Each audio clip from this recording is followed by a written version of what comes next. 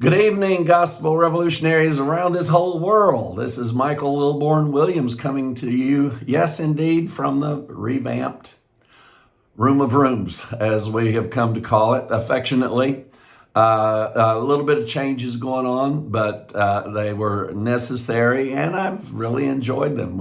I have more of an actual dining room now, and an office space, which I'll show you around it someday.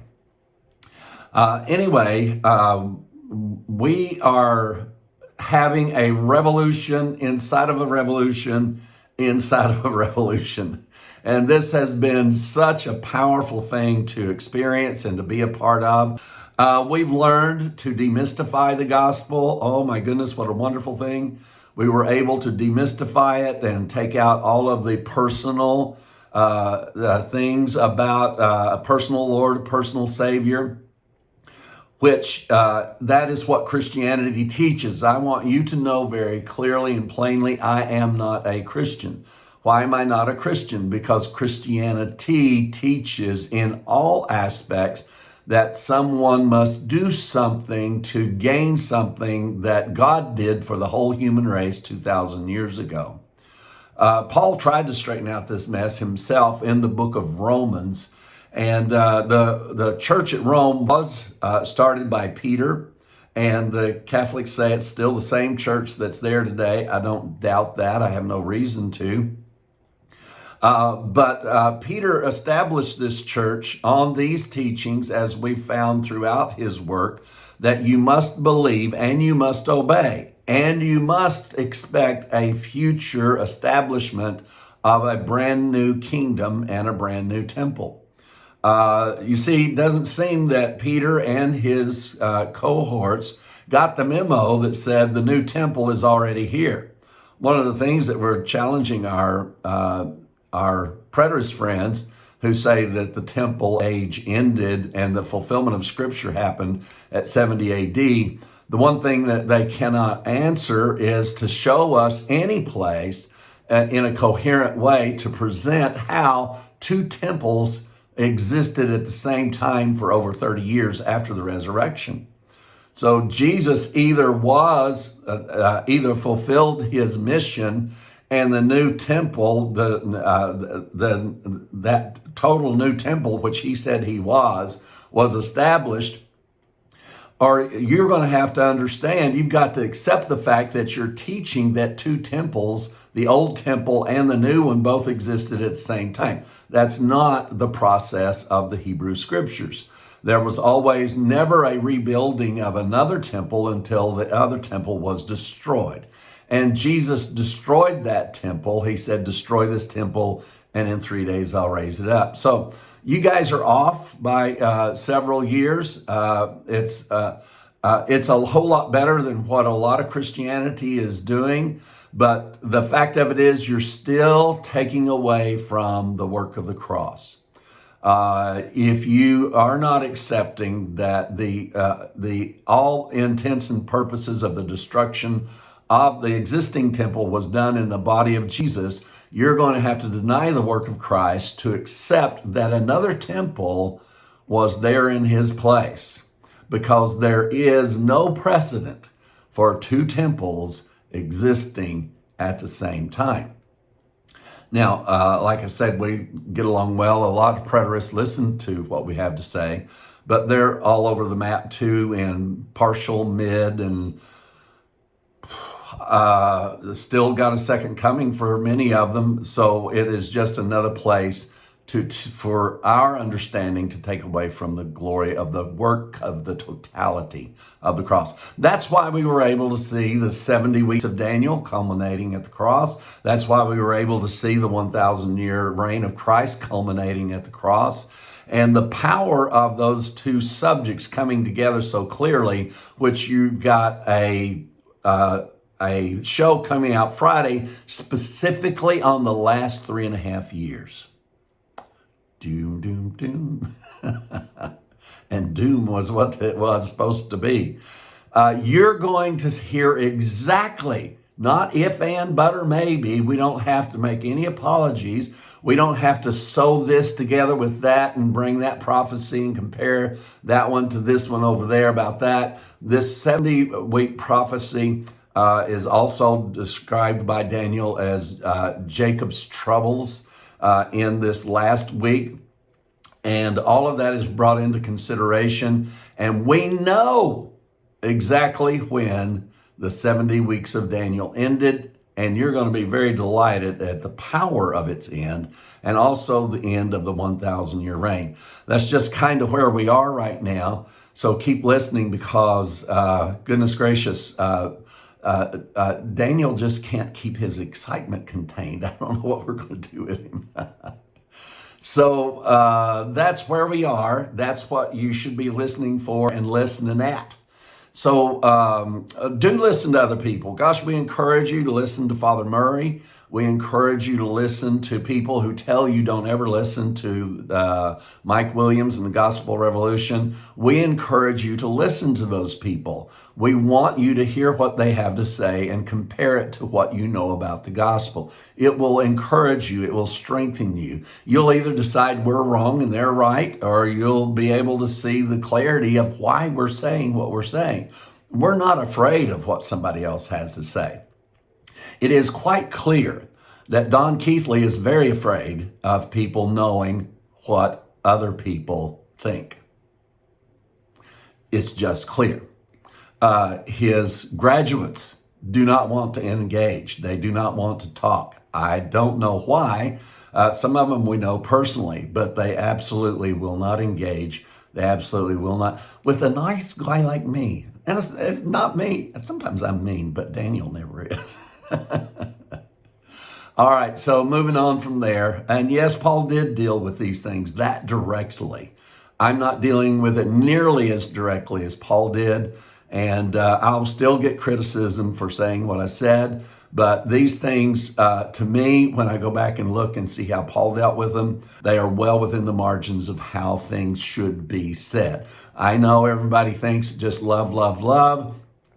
And that you think that not confronting people because of their perceptions being wrong, that's somehow not loving. I'm telling you, it is not loving to see somebody saying things that hurt people's lives, like that there's a judgment coming, like you were told, and nobody speak up and say that what they're saying is a lie. That is what is not love, is not speaking up. Silence is complicity.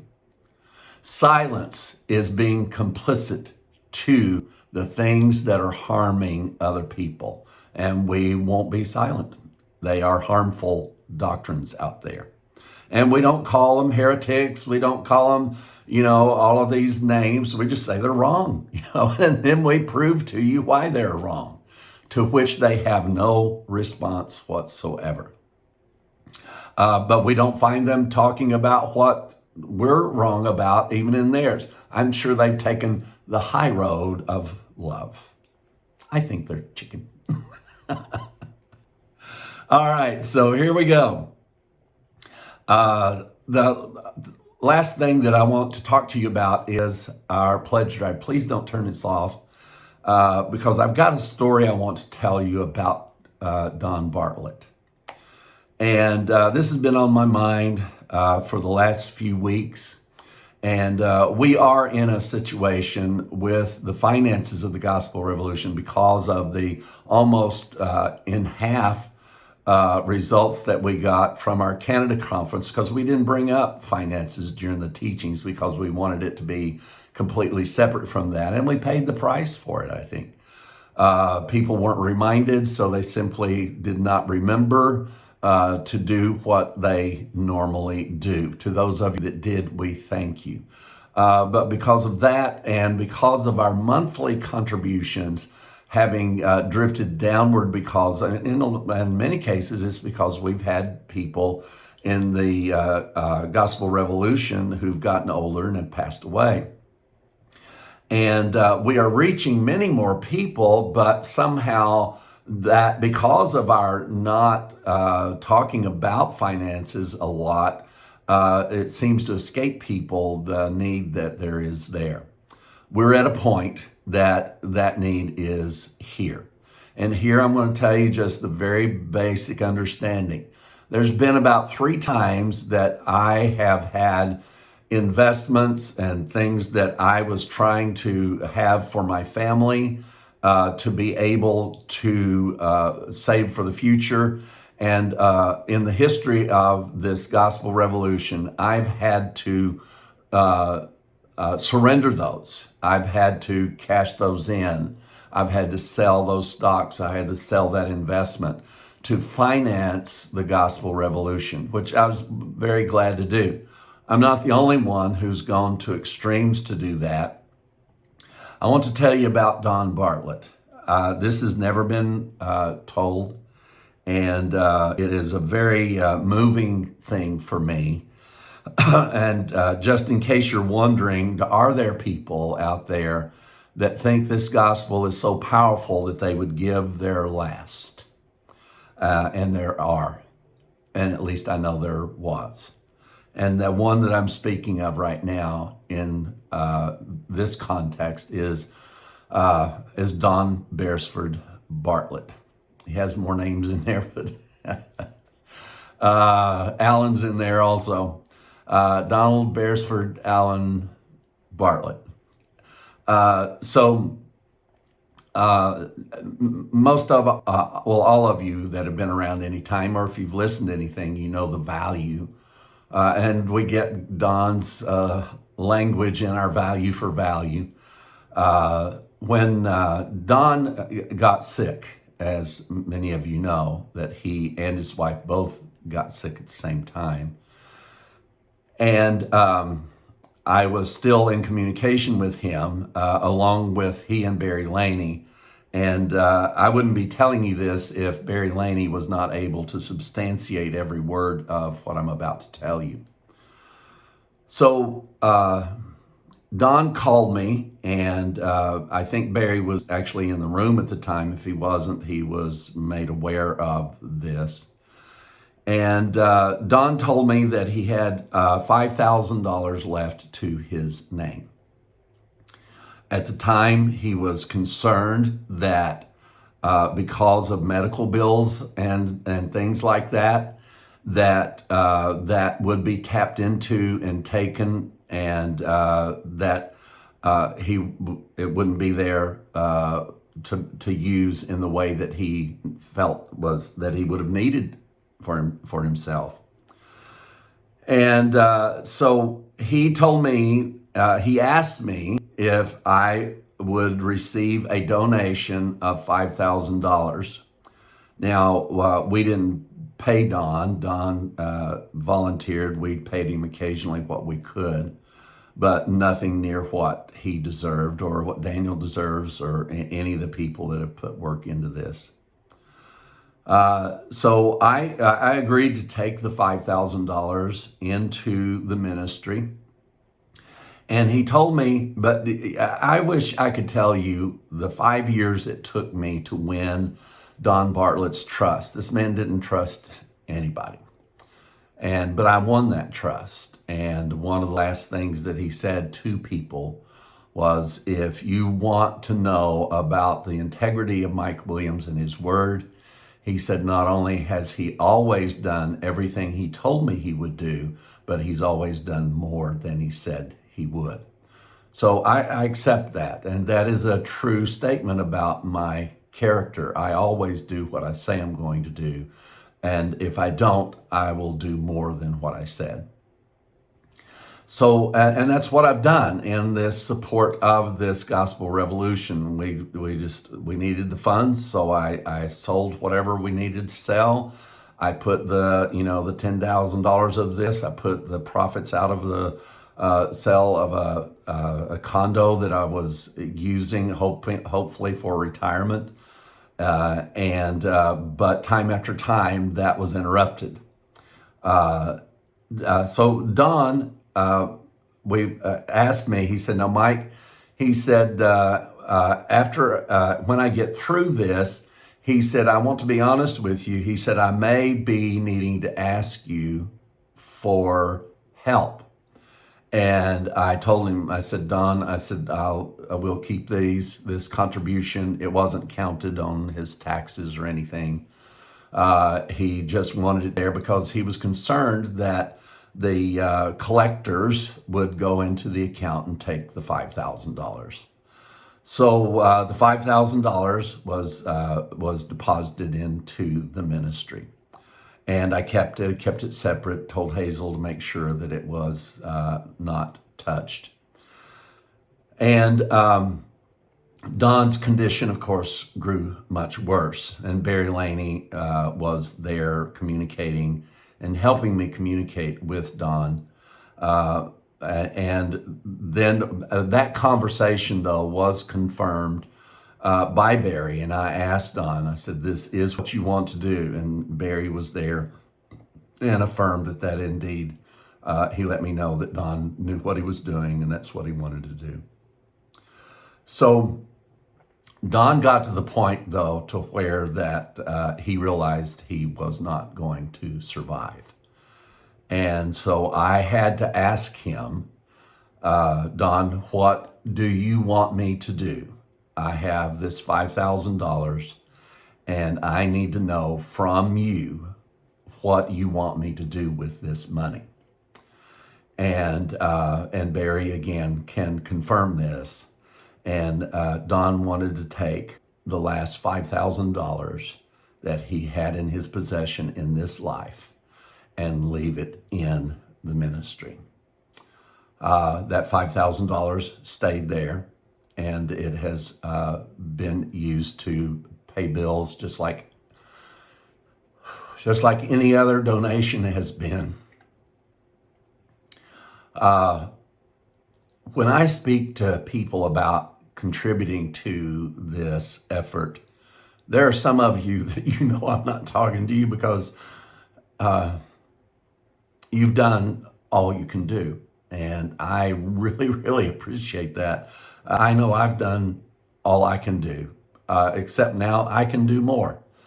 I have a CD that I put away for $10,000, and my only concern is that it doesn't mature until I think it's June or July, and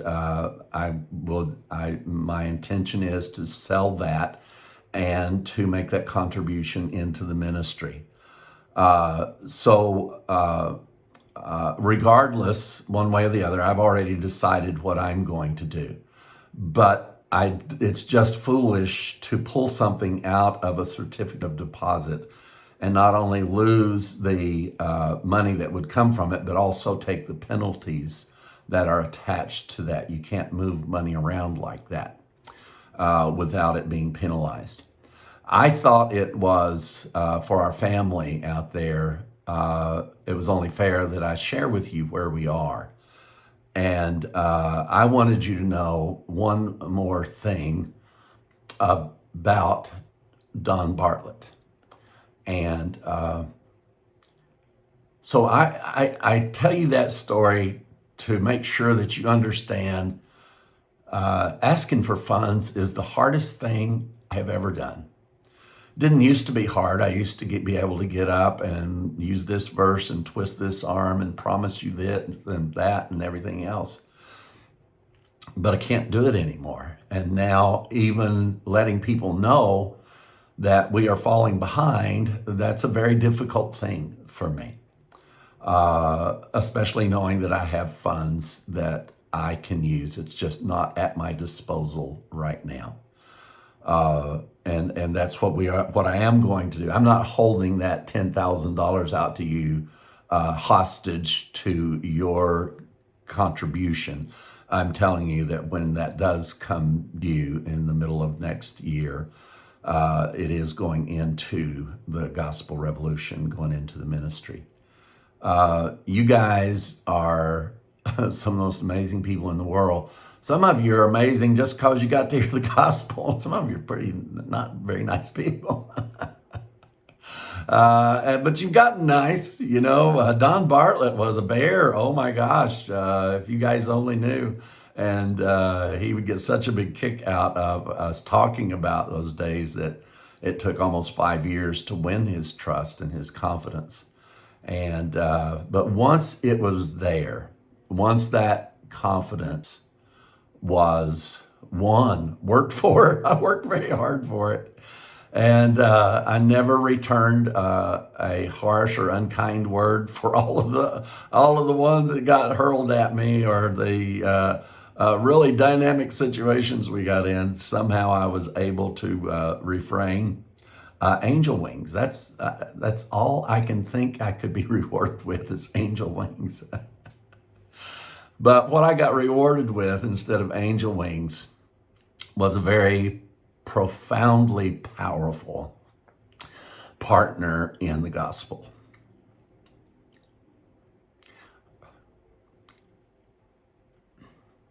And I miss him.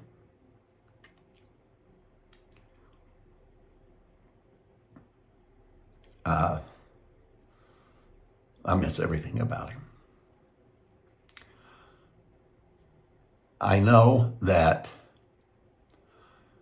he gave, and I asked him at the end, I said, Don, please tell me, you've got to tell me what to do with these funds. And at the time he was making his final decisions, I was a part of his final decisions as to his palliative care. I had to talk with him, made sure he understood what this was, that they were no longer going to try to save his life.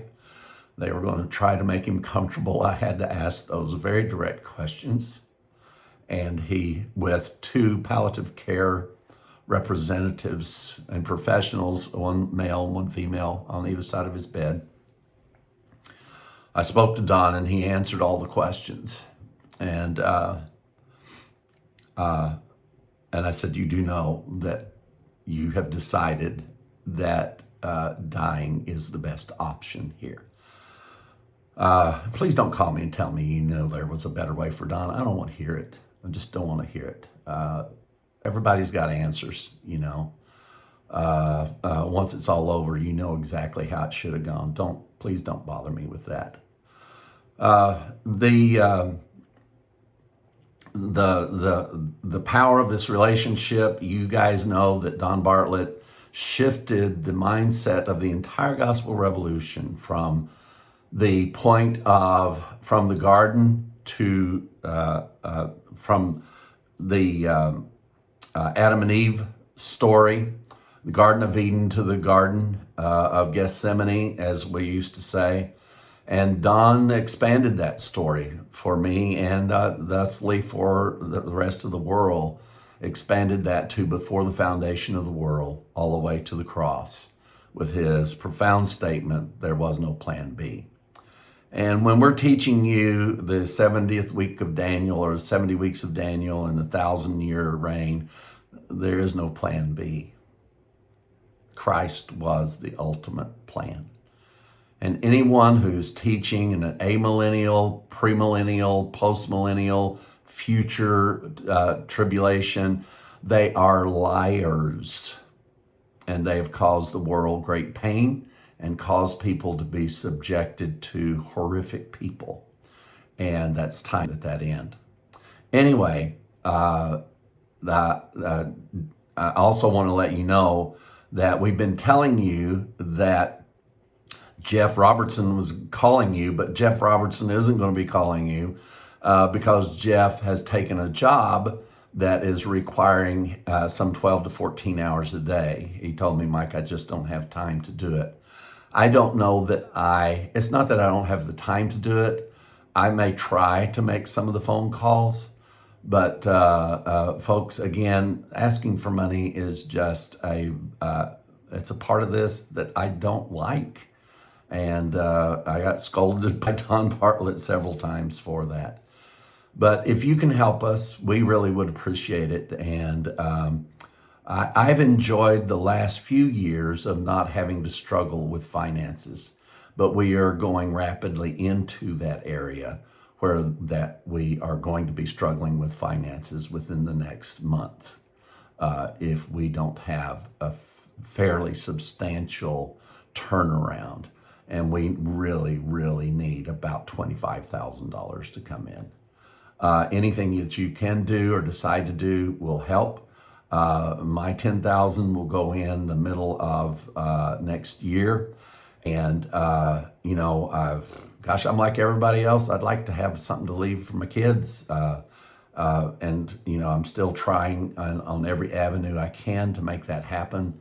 But it's what I'm doing right now, and my family. I have the full support of my family, who would be affected by this also, to do what we're doing. We know the gospel changes life and the ability on earth to live in peace and to have an absence of worry and an absence of guiltiness and an absence of judgment. Remember, we will judge every teaching. Paul said it's a shame that you can't judge the teachings that you hear. But he also said you have no right to judge another human being's righteousness.